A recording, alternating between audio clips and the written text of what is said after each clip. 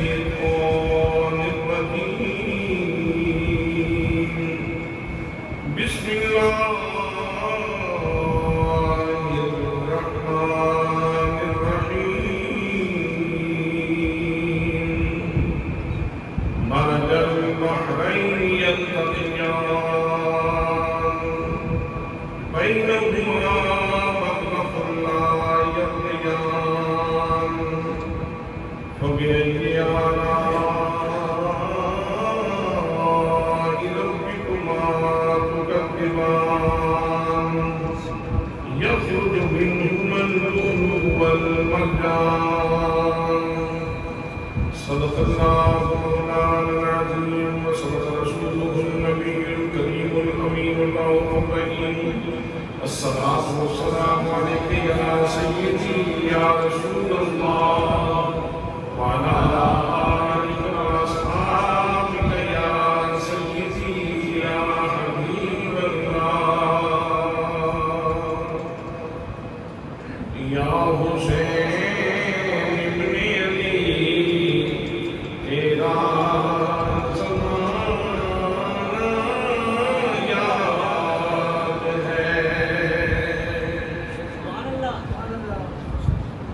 وہ نبی کریم صلی اللہ تعالیٰ علیہ وسلم کی گود میں کھیلنا، میرے آقا کا حسین کو چومنا، فاطمہ زہرا کا دودھ پلانا، علی کے کندھوں کے اوپر حسین کا کھیلنا، سبحان اللہ، مسجد نبوی کے ممبر کے اوپر خطبہ دینا، اور پھر اللہ کے دین کے لیے سب کچھ قربان کر دینا۔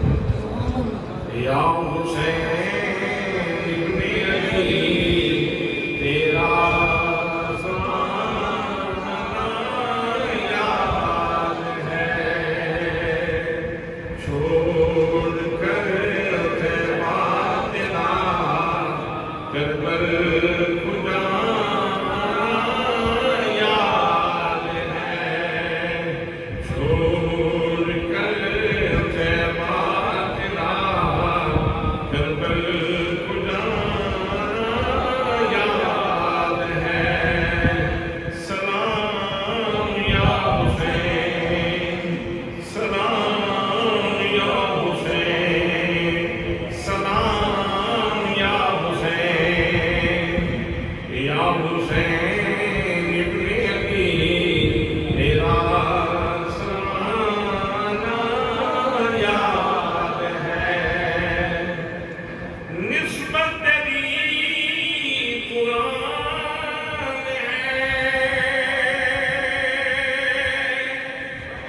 ہے نعت کے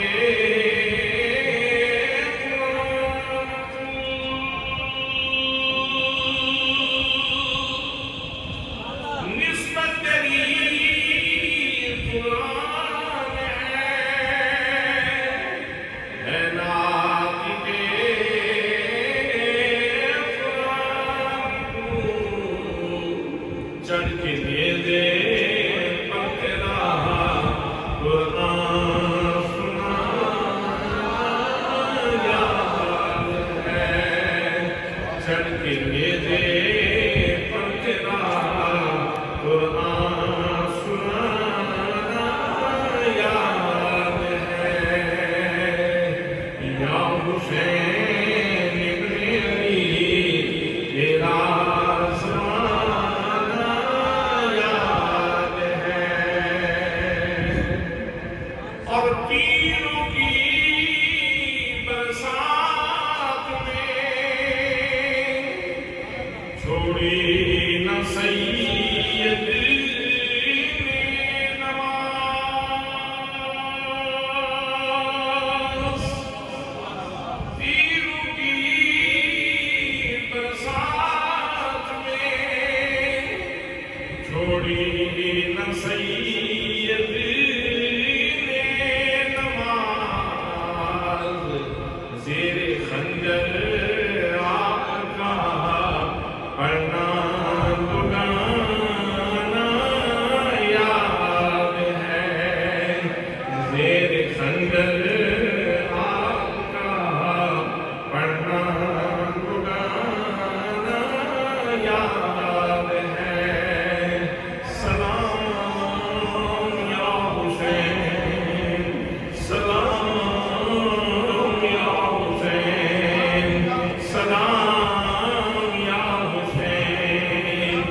یا حسین ابن علی تیرا زمانہ یاد ہے اور حضرت اصغر کا وہ پیر کھانا گود میں حضرت اصغر کا وہ پیر کھانا گود میں اور نہر پر عباس کا بازو کٹانا یاد ہے سلام یا حسین سلام یا حسین سلام یا حسین سلام یا حسین یا حسین ابن علی تیرا زمانہ یاد ہے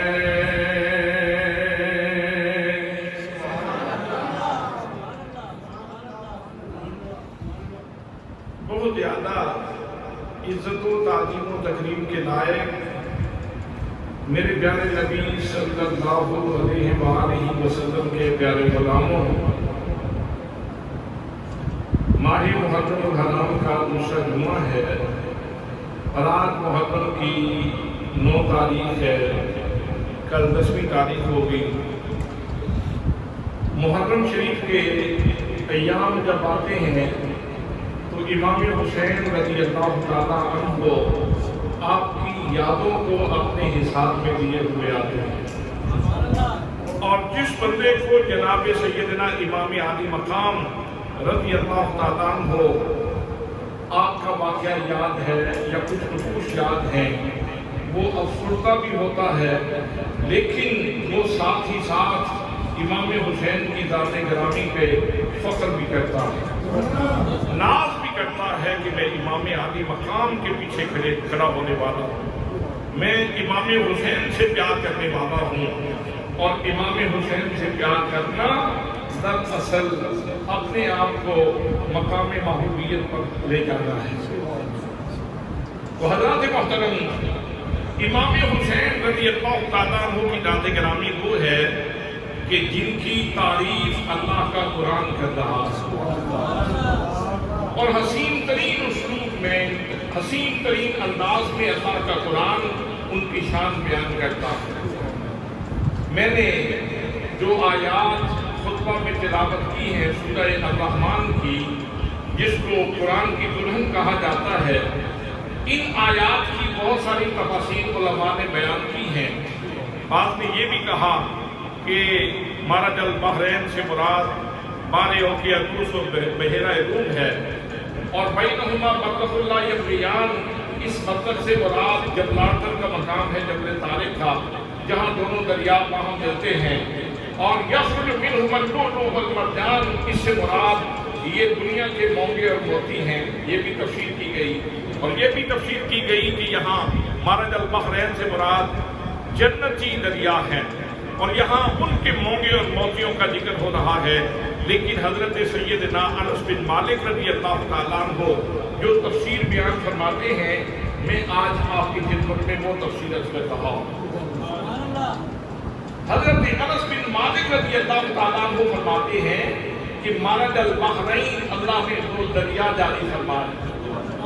تو کلام فصیح کی یہ شان ہے کہ جب کسی کی عظمت بیان کرنی ہو تو نام لینے کی بجائے اس کا کوئی بہت بڑا وصف ذکر کر دیا جاتا ہے، اس کی کوئی خوبی ذکر کر دی جاتی ہے، اس کا کوئی خاص جو ہے وہ طرز امتیاز، اس کی زندگی کا واقعہ وہ یاد کر دیا جاتا ہے، خاص وصف ذکر کر دیا جاتا ہے۔ تو یہاں مرج البحرین سے مراد حضرت سیدنا علی المرتضیٰ رضی اللہ تعالیٰ عنہ جناب سیدہ فاطمہ زہرا کی ذات ہے۔ اور محض ان کو اس لیے کہا گیا کہ جب کسی کی سخاوت کا ذکر ہوتا ہے تو سخاوت کو عنوان دینے کے لیے یا سخاوت کو تشبیہ دینے کے لیے سمندر کے ساتھ یا دریا کے ساتھ تشبیہ دی جاتی ہے کہ فلاں بندہ تو دریا ہے سخاوت کا، سمندر ہے سخاوت کا، وہ لوگوں کی جھولیاں بھرتا رہتا ہے، اس کے خزانوں میں کبھی نہیں آتی۔ حضرات محترم، دنیا میں بڑے بڑے حاتم طائی آئے ہیں، لیکن جن کو قرآن سخی کہتا ہے، جن کو قرآن ماہر سخاوت کہتا ہے، وہ حضرت علی المرتضیٰ کی ذات گرامی ہے۔ حضرات محترم، آئیے قرآن مقدس سنیے، کیا خوبصورت اسلوب ہے، کتنا خوبصورت کلام ہے میرے رب کا۔ پروردگار عالم میرے ساتھ فرماتا ہے، فرمایا مرج البحرین،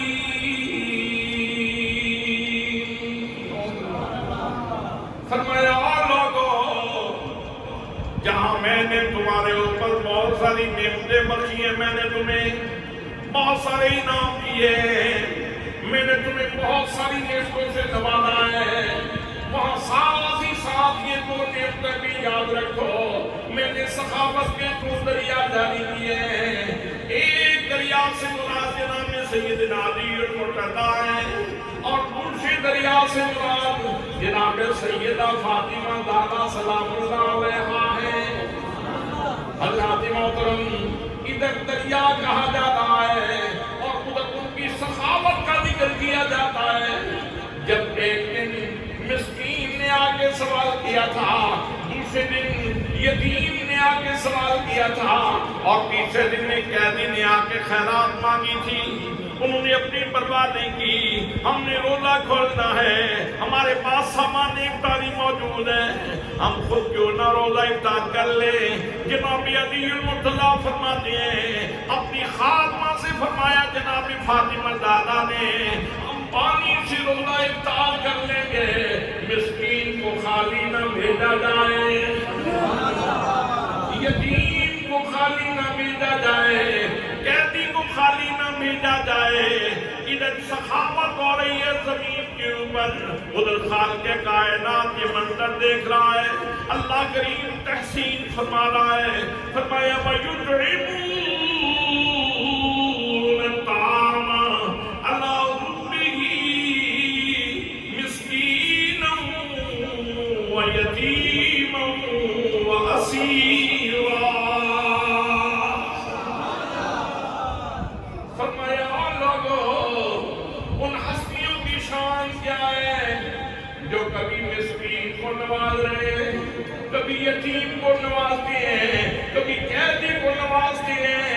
اور یہ بھی یاد رکھو، نہ نمود کے لیے، نہ نمائش کے لیے، نہ بڑا بننے کے لیے، نہ اپنا اشتہار لگانے کے لیے، بلکہ وہ خط کر رہے ہیں اگر مسکین کو دیتے ہیں تو تب بھی میری محبت میں، اگر یتیم کو نوازتے ہیں تو پھر بھی میری محبت میں، اور اگر قیدی کو نوازتے ہیں تو پھر بھی میری محبت میں نوازتے ہیں۔ ادھر سمندر کی سخاوت کا سمندر بھی کہہ دیا، سخاوت کا دریا بھی کہہ دیا، اور ادھر ان کی سخاوت کی داستان بھی بیان کر دیا، ان کا بیانیہ بھی بیان کر دیا، ان کا نیریٹو بھی بیان کر دیا۔ وہ خرچ کرنے کے بعد بھیک لینے والے کو، منگتے کو کیا کہتے ہیں؟ وہ فرماتے ہیں انما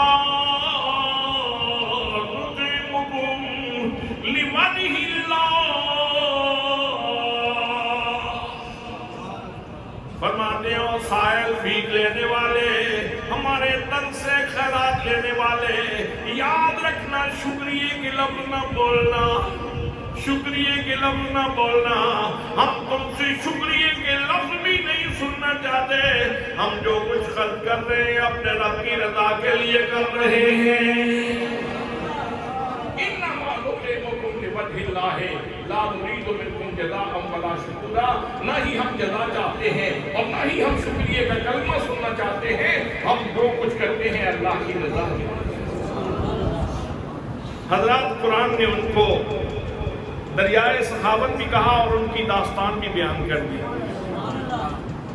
مرج البحرین یلتقیان، باہم مل کے زندگی گزارتے ہیں، لیکن ان کی شان یہ بھی سن لو، بینہما برزخ لا یبغیان، ان کے درمیان ایک برزخ کبریٰ موجود ہے، ایک رکاوٹ موجود ہے، ایک مرکز فیض موجود ہے، ایک مصدر فیض موجود ہے، جس کی وجہ سے ایک دوسرے کے اوپر تجاوز نہیں کرتے.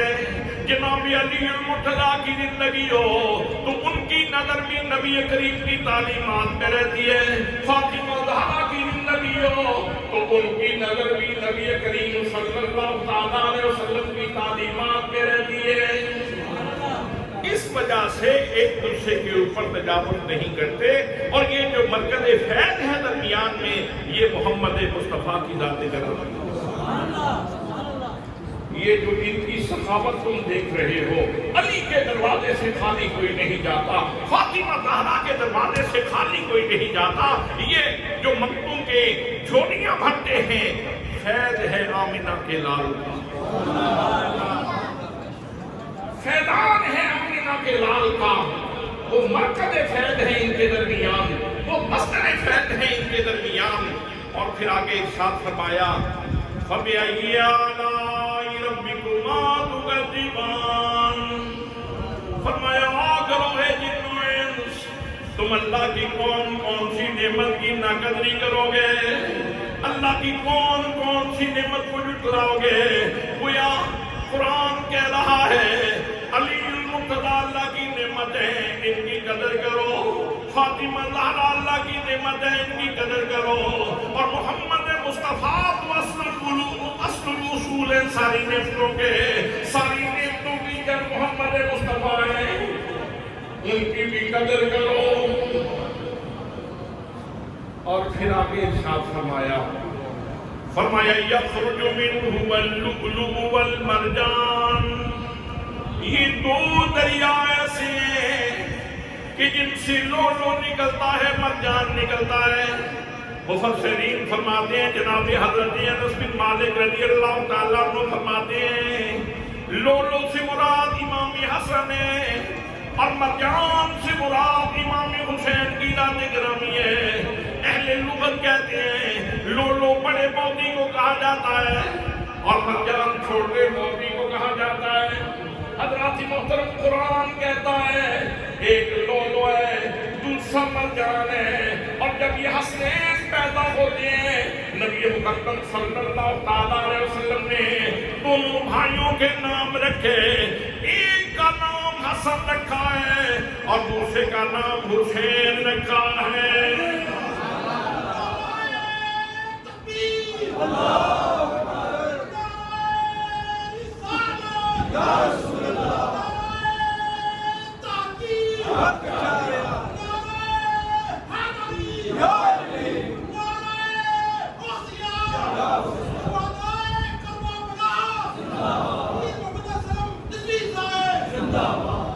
حسینیت، حسینیت نہیں، ٹھہر کے نہیں، حسینیت، حسینیت،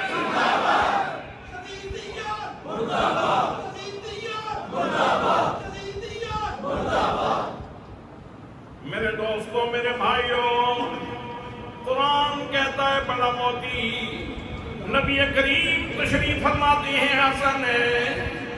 قرآن کہتا ہے مرجان ہے. نبی مقدم صلی اللہ علیہ وسلم نام رکھ کے تشریف فرما رہے ہیں، یہ حسین ہے. حسن اس میں مکبر ہے اور حسین اس میں مصغر ہے. حضرات محترم، حسن کا معنی ہے بڑا حسن والا اور حسین کا معنی ہے چھوٹا حسن والا. گویا قرآن نے جو کچھ کہا، نبی مقدم صلی اللہ علیہ وسلم نے نام رکھ کے اس کی تفسیر فرما دی. اب ان دونوں موتیوں میں جن کو حسن کہا جا رہا ہے اور جن کو حسین کہا جا رہا ہے، جو اپنے ضمن میں حسن کی کائنات رکھتے ہیں، حسن بھی حسن والا ہے اور حسین بھی حسن والا ہے. اور نبی کریم صلی اللہ تعالیٰ علیہ وسلم دونوں سے پیار کرتے ہیں. میرے آقا بولو میرے آقا. کتنی بڑی زیادتی ہے کہ چھوٹے بیٹے کا ذکر تو کیا جائے اور بڑے بیٹے کو اگنور کر دیا جائے، جبکہ وہ بھی فاطمہ زہرا کے بیٹے ہیں، جبکہ وہ بھی حضرت علی المرتضیٰ کے بیٹے ہیں، جبکہ وہ بھی نبی کریم صلی اللہ تعالیٰ علیہ وسلم کے نواسے ہیں. ان کا ذکر کیوں ترک کیا جاتا ہے؟ اس لیے کہ انہوں نے امیر معاویہ کے ساتھ صلح کی تھی. پریشانی یہ ہے. لیکن لوگوں یاد رکھو، آج کے موضوع کی مناسبت سے میرے مرشد گرامی نبات عصر ضیاء الامت حضرت جسٹس محمد کرم شاہ الازہری رحمۃ اللہ تعالیٰ علیہ نے اہل سنت کا عقیدہ بیان کیا. جس راستے پہ ہم نے رہنا ہے، جس فورم پہ ہم نے رہنا ہے، جس بنیاد پہ ہم نے رہنا ہے، آپ فرماتے ہیں امام حسن نے امیر معاویہ رضی اللہ تعالیٰ عنہ کے ساتھ صلح کی ہے، لہذا ہماری صلح ہے. ہم حسن پاک کے غلام ہیں، ہم اہل بیت کے امام حسن نے صلح کی ہے، لہذا ہماری بھی صلح ہے. اور یزید کے ساتھ امام حسین نے جنگ کی ہے، لہذا یزید کے ساتھ ہماری جنگ ہے. یزید کے ساتھ ہماری بولے یزید کے ساتھ ہماری یزیدیت کے ساتھ بھی جنگ ہے اور یزید کے ساتھ بھی جنگ ہے. تو دوستان محترم، جناب سیدنا امام حسن رضی اللہ تعالیٰ عنہ وہ بھی نبی پاک کے پیارے ہیں اور امام حسین بھی نبی پاک کے پیارے ہیں. وہ دعا یاد ہے آپ کو جب نبی مکرم صلی اللہ تعالیٰ علیہ وسلم ہاتھ اٹھا کے دعا مانگتے ہیں، میرے آقا اللہ کے دربار میں عرض کرتے ہیں اللہم انی احبہما. اے میرے پروردگار، میں ان دونوں سے پیار کرتا ہوں، مجھے ان دونوں سے محبت ہے.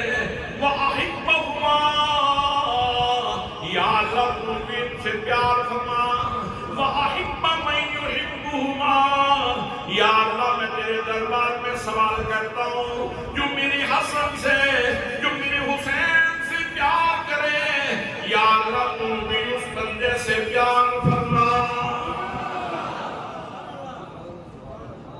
دونوں کا پیار یہ محبوبیت کی سند ہے، اللہ کے دربار میں مقبول ہونے کی علامت ہے. اس لیے دونوں ہستیوں سے پیار کرو. قرآن مقدس میں بھی ان دونوں ہستیوں کا اکٹھا ذکر کیا گیا. حسن کی اپنی چمک ہے، ان کے اندر شہادت صدی کی چمک ہے، اور امام حسین کے اندر شہادت جہری کی چمک ہے. بس فرق صرف یہ ہے کہ انہوں نے صدی شہادت دی ہے اور انہوں نے جہری شہادت دی ہے. ان کے سر کے اوپر بھی شہادت کا تاج ہے اور ان کے سر کے اوپر بھی شہادت کا تاج ہے. حضرات محترم، مقام ان کا بھی تھوڑا نہیں اور مقام ان کا بھی تھوڑا نہیں. یہ بھی خدا کی زبان میں موتی ہے اور یہ بھی اللہ کی زبان میں موتی ہے. اور مصطفیٰ کی تشریح کے مطابق یہ بھی حسن والے ہیں، وہ بھی حسن والے ہیں. ایک فرمان امام حسن کا عرض کروں اور آگے چلتے ہیں. بارہا سنا ہے، لیکن بندے کی زندگی بدلنے کے لیے اگر کوئی بندہ صحیح نصیحت پکڑنے کے ارادے سے یہ پڑھے سنے تو انسان کی زندگی بدل جاتی ہے. کیا پاکیزہ صفت لوگ ہیں. امام حسن مجتبیٰ رضی اللہ تعالیٰ عنہ فرماتے ہیں میرے نانے کی امت یاد رکھو، اگر کوئی خدا سے باتیں کرنا چاہے، بھئی یہ تشریحات وہ کرتا ہے جو اس باغ میں ٹہلتا رہتا ہو، جو اس گلشن کا مسافر ہو، جو اس گلشن میں سفر کرتا رہتا ہو، جو یہاں پھول سونگتا رہتا ہو. حضرات محترم وہ تشریح کرتا ہے. فرماتے ہیں اگر کسی کی مرضی ہو نا کہ وہ اپنے رب سے باتیں کرے تو وہ نماز پڑھا کرے. سبحان اللہ. وہ نماز پڑھا کرے. اس کا مطلب یہ ہے حسین جب سجدہ کر رہے تھے تو خدا سے کوئی بات نہیں کر رہے تھے، کوئی بات ہی ہو رہی تھی. بڑے بھائی کے فرمان کے مطابق کوئی بات ہی ہو رہی تھی حسین کی اپنے رب کے حضور. جو چاہتا ہے کہ وہ اللہ سے باتیں کرے، سبحان اللہ، آپ در سے لکھنے کا جملہ ہے، وہ نماز پڑھے، اور جس کی یہ مرضی ہو کہ اللہ اس سے باتیں کرے تو وہ قرآن پڑھے۔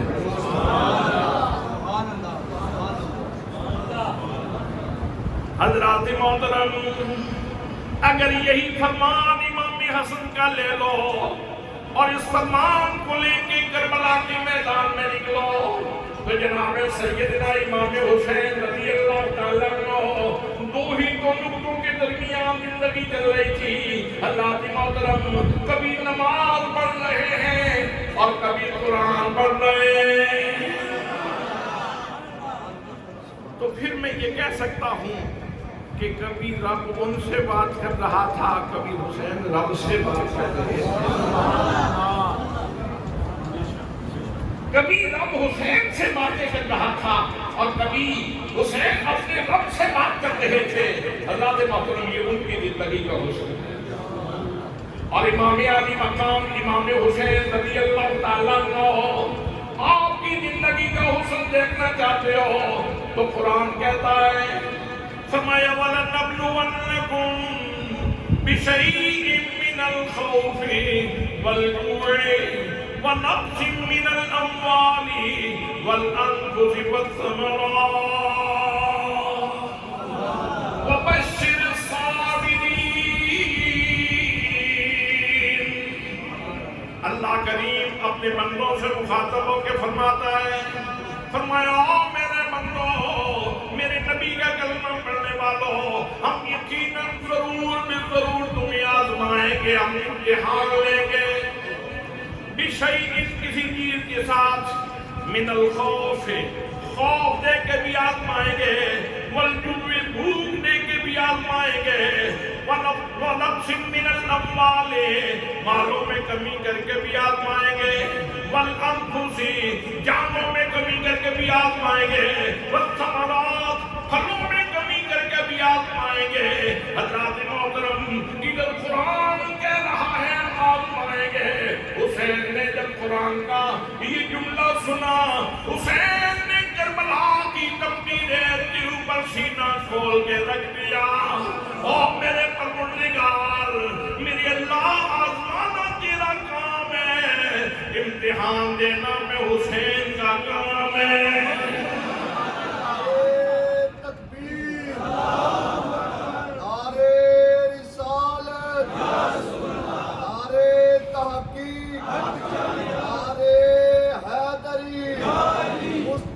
کا نور عین یا حسین، یا حسین، مصطفیٰ کا نور عین یا حسین، یا حسین، مصطفیٰ کا نور عین یا حسین، یا حسین۔ امام حسن نے کیا فرمایا تھا؟ اگر کوئی یہ چاہے کہ وہ اپنے کہ اللہ کریم اس سے باتیں کرے تو وہ قرآن پڑھے، اگر کوئی چاہے کہ اللہ کریم اس سے باتیں کرے تو وہ، اور جب اللہ بات کرے گا تو اس بات کا جواب بھی تو دینا ہے۔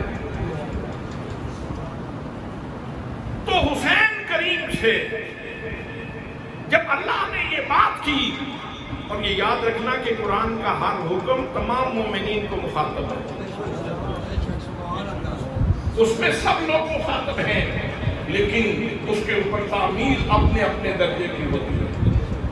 میرے جیسا سست آدمی اس کی تعمیل عمل کا انداز اور ہے، اور حسین کریم کی عظمتوں کے کیا کہنے، ان کی رفتوں کے کیا کہنے، اور ان کی شانوں کے کیا کہنے، اور ان کی شدتوں کے کیا کہنے، اور ان کی فضیلتوں کے کیا کہنے، ان کے عمل کرنے کا اپنا انداز ہے۔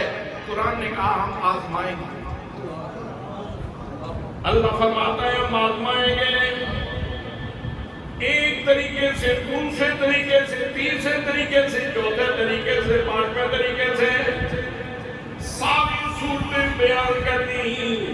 امام حسین رضی اللہ تعالیٰ عنہ کربلا کی تپتی ریت کے اوپر موجود ہیں اور عرض کرتے ہیں میرے مولا، آسمانا تیرا کام ہے، امتحان لینا تیرا کام ہے، اور پرچے دینا میرا کام ہے۔ امتحان کا پہلا مرحلہ یہاں سے شروع ہوتا ہے کہ مدینہ چھوڑنا پڑا اعلاء دین کے لیے، احیاء دین کے لیے مدینہ چھوڑنا پڑا۔ مدینہ چھوڑنا کتنا مشکل ہے، یہ اس بندے سے پوچھیے جس کو اللہ نے کوئی شوق کی چنگاری بخشی ہے۔ اگر مجھ سے کوئی پوچھے، میں ایک بہت چھوٹا سا بندہ ہوں، اگر سفر حرمین میں سب سے کوئی مشکل کام ہے، سب سے مشکل کام ہے، تو وہ مدینہ طیبہ کو چھوڑنا ہے۔ ابھی رمضان سے پہلے حاضری ہوئی تھی، جب آخری دن مدینہ طیبہ سے واپس آنا تھا تو عصر کے بعد ایک دفعہ حاضر ہوا اور سلام پیش کیا، پھر دل نے مجبور کیا تو پھر دوسری دفعہ پھر گیا، پھر جا کے سلام کیا، پھر دل نے مجبور کیا تو پھر تیسری دفعہ پھر حاضر ہوا، پھر سلام کیا، اطمینان نہ ہوا تو پھر عشاء کے بعد وقت اگرچہ تھوڑا تھا، پھر کہا ایک دفعہ پھر جاتے جاتے سلام کر دیتے۔ حضرات محترم، ہم تو غلام اتنے غلام ہیں، اور لوگوں حسین کا مدینہ چھوڑنا کوئی عام بات نہیں تھی۔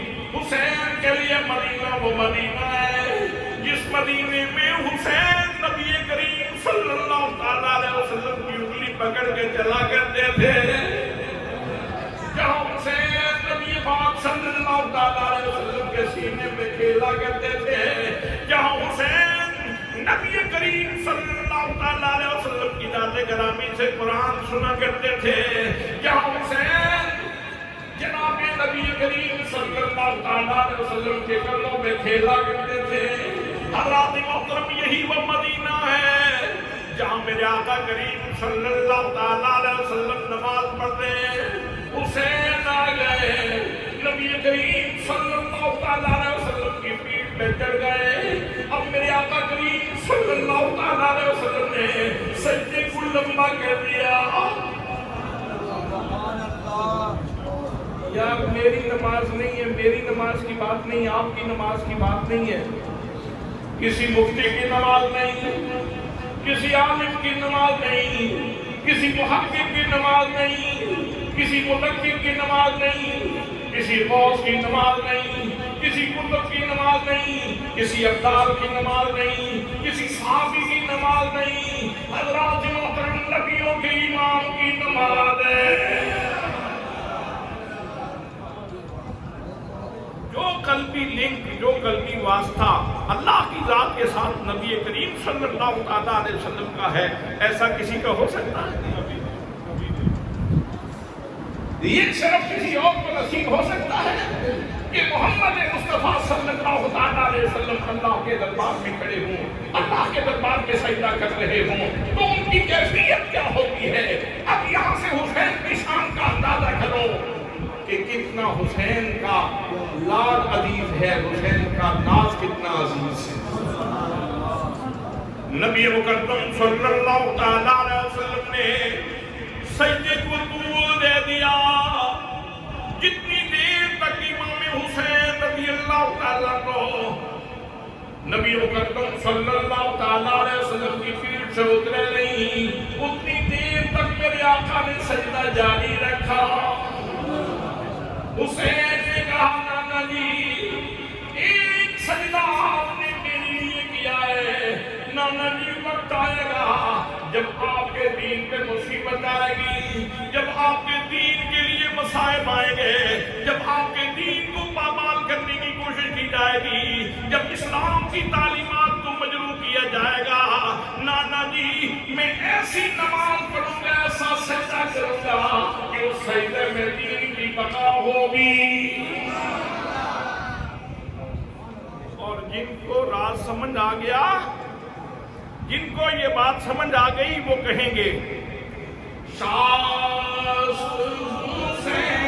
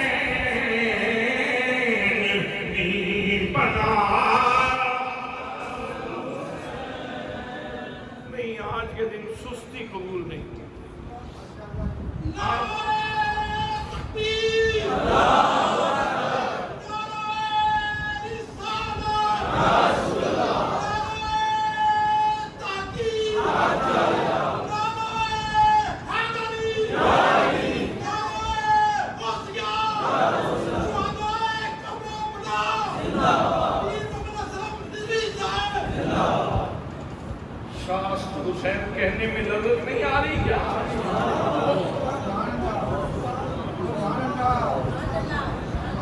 میرا شاست حسین، میرا بادشاہ حسین، ہم یزید کی سلطانی کو نہیں مانتے، میرا بادشاہ حسین۔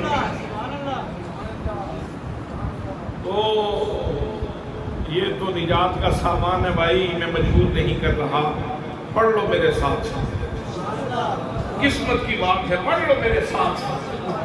اور یہ خواجہ خانقاہ خواجہ غریب نواز خواجہ میری رحمت اللہ تعالیٰ نے نچوڑ نکال دیا حسین کے پورے مشن کا، چار مشنوں کے اندر پورے مشن کو بیان کر دیا اور حسین کے کمال کو بھی بیان کر دیا۔ فرماتے ہیں شاست حسین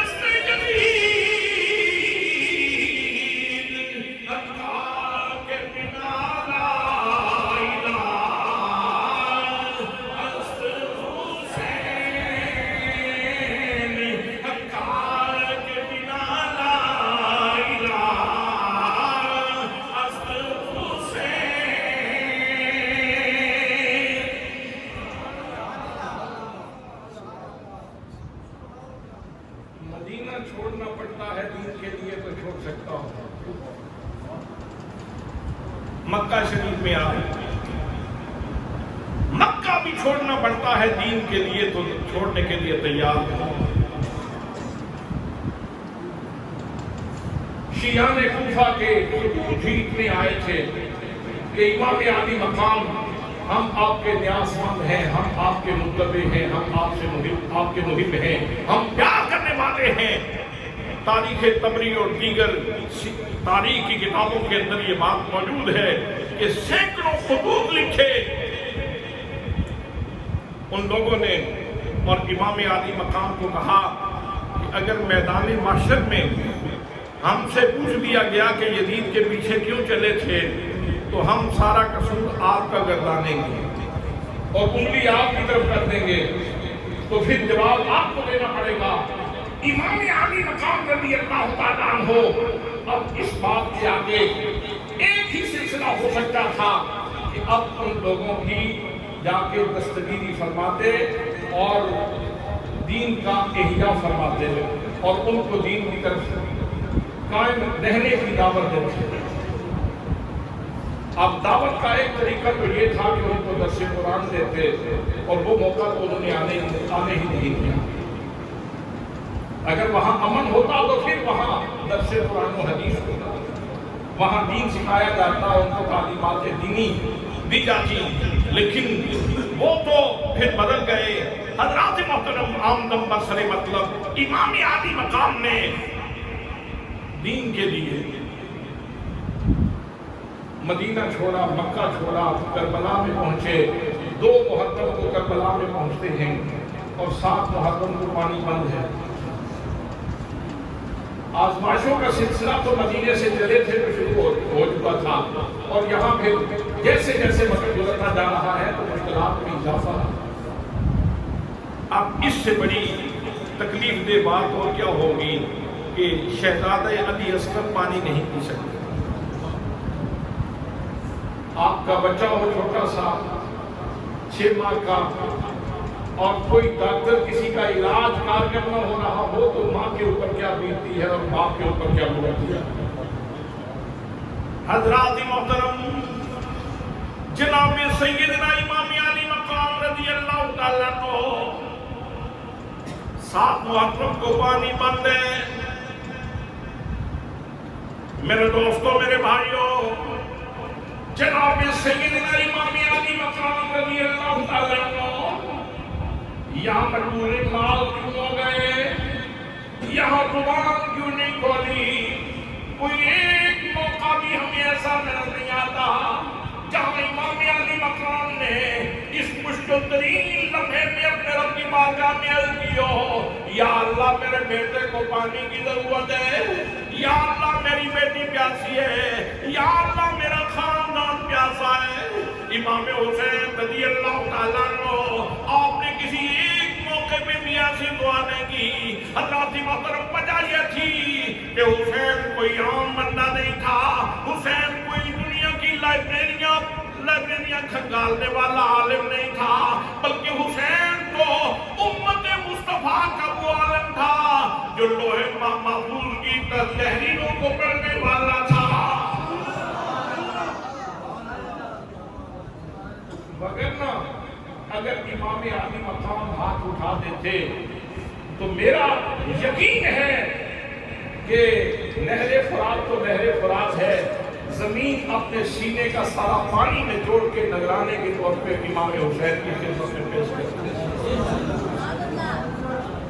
اگر کرامت دکھاتے تو کیا نہیں ہو سکتا تھا، لیکن کبھی کرامت دکھانے کا موقع ہوتا ہے اور کبھی استقامت دکھانے کا موقع ہوتا ہے۔ یہ موقع استقامت دکھانے کا تھا، وگرنہ قرآن مقدس میں کئی کرامات موجود ہیں کہ اللہ کا بندہ کرامت دکھا سکتا ہے۔ جناب سیدہ مریم سلام اللہ علیہا کی بات قرآن میں موجود ہے، جب ان کو پیاس لگی، جب ان کو بھوک لگی تو انہوں نے سوال کر دیا میرے اللہ مجھے پیاس لگی ہے، مجھے بھوک لگی ہے، میرے کھانے کا انتظام کیا جائے۔ تو اللہ کریم نے ارشاد فرمایا وَقُلْتِي إِلَيْكِ بِجِذْعِ النَّخْلَةِ تُسَاقِطْ عَلَيْكِ رُطَبًا جَنِيًّا۔ اے میری بندی مریم، یہ جو تیرے سامنے خشک طرح موجود ہے، اس کو ہاتھ ڈالو، اس کو ہاتھ ڈال کے ہلانا تیرا کام ہے، اور اس کے اوپر کھجوریں لگا کے تیرے کھانے کا انتظام کر دینا میں رب کا کام ہے۔ چشمہ بھی جاری ہو جاتا ہے ساتھ، اور کھجوریں بھی پک کے گرنا شروع ہو جاتی ہیں۔ اگر یہ حضرت مریم کی کرامت ہو سکتی ہے تو حسین کریم اگر چاہتے تو حضرات نہر فرات تو نہر فرات ہے، حوض کوثر کا وہ حسین کی خدمت۔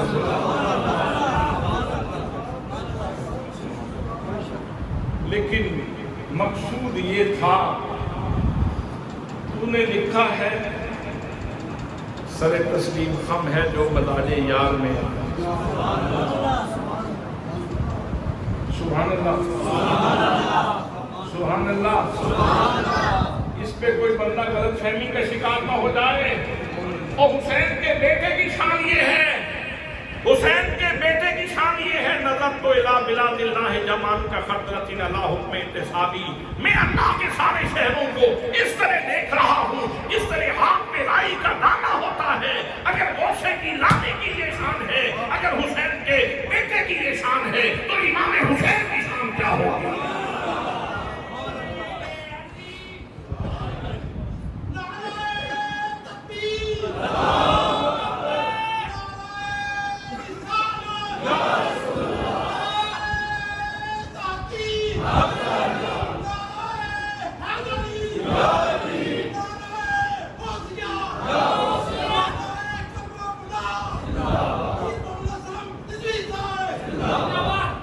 اگر کرامت دکھا دیتے تو ان آیات کی تشریح کیسے ہوتی؟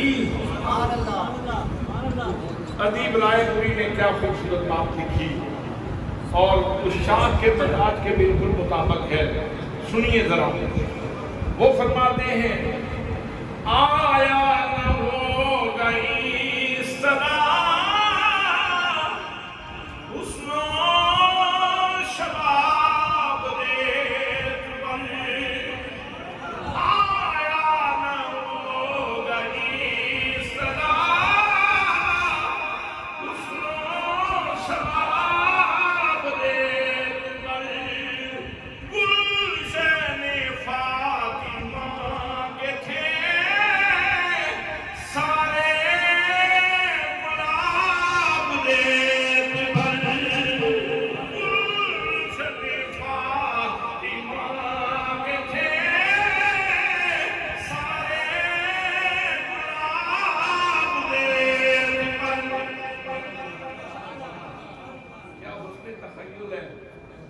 کیا حسن تخیل ہے، گلشن فاطمہ کے تھے سارے گلاب ریت پر۔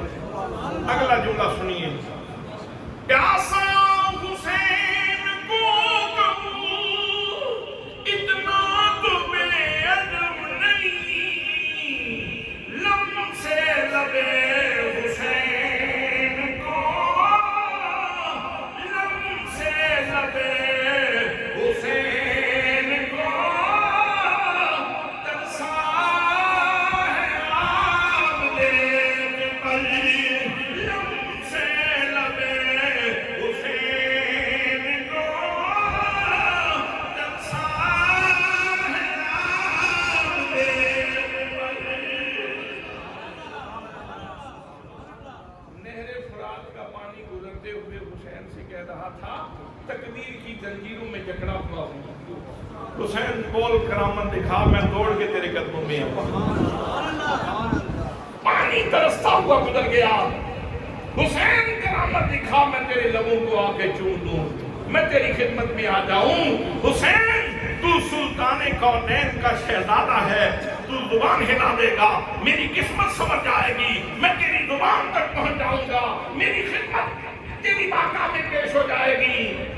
لیکن حسین کہہ رہے تھے، تیرا بے قرار ہونا اپنی جگہ پہ ہے اور میرا صاحب تسلیم و رضا ہونا اپنی جگہ پہ ہے۔ میں لکھا دیکھ رہا ہوں، میرے ذمے کچھ قرض ہے جو میں نے ادا کرنا ہے۔ سبحان اللہ، سبحان اللہ، سبحان اللہ، سبحان اللہ، سبحان اللہ، سبحان اللہ۔ حضرات محترم، قرآن کہتا ہے ہم آزمائیں گے، لیکن نتیجے کا اعلان بھی کر دیا، فرمایا وَبَشِّرِ الصَّابِرِينَ،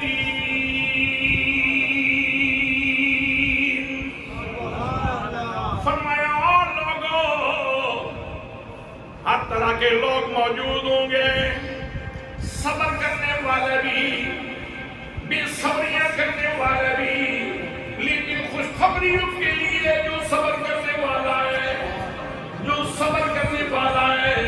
حضرات محترم، میں پوچھنا چاہتا ہوں، صبر کی تعریف کیا ہے؟ صبر کہتے کسے ہیں؟ صبر کی ڈیفینیشن کیا ہے؟ قرآن مقدس میں دوسرے مقام پہ اللہ فرماتا ہے، فرمایا ان اللہ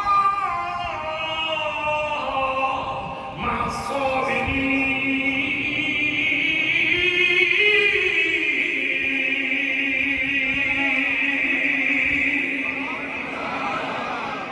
فرمایا لوگوں سن لو، اللہ کریم کن کے ساتھ ہے؟ اللہ کریم صبر کرنے والوں کے ساتھ ہے۔ کس کے ساتھ؟ کس کے ساتھ؟ پھر ذرا پیار سے کہیں، کس کے ساتھ؟ اگر حسین کریم کا خاندان بے صبری کرتا تو سنگ ٹوٹتا تھا، سنگت ٹوٹتی تھی اللہ سے، اور اسی سنگت کی بقا کے لیے تو سارا کچھ قربان کیا تھا،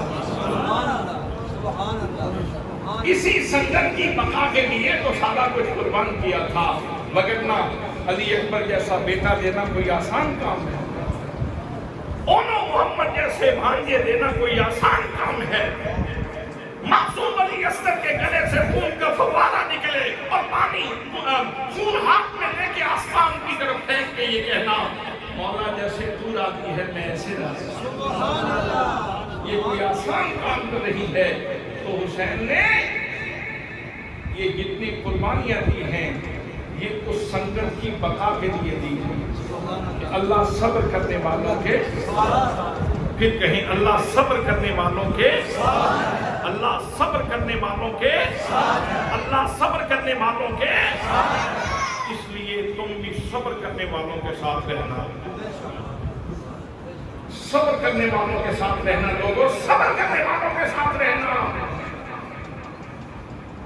حسین کریم کو کسی فارم کی مریل بکری بنا کے، کسی صحرا کی مریل بکری بنا کے پیش نہ کیا کرو۔ شیر خدا کا بیٹا ہے۔ حسین نبی کریم کا نواسا ہے۔ حسین کی رگوں میں فاطمہ زہرا کا خون ہے۔ حسین شیر خدا کا بیٹا ہے۔ حسین کل بھی زندہ تھا، حسین آج بھی زندہ ہے۔ بس اس پہ گفتگو ختم کر رہا ہوں، دو منٹ آپ کے لے رہا ہوں، سب مل کے میرے ساتھ کہیں گے حسین زندہ باد، حسین زندہ باد، حسین زندہ باد۔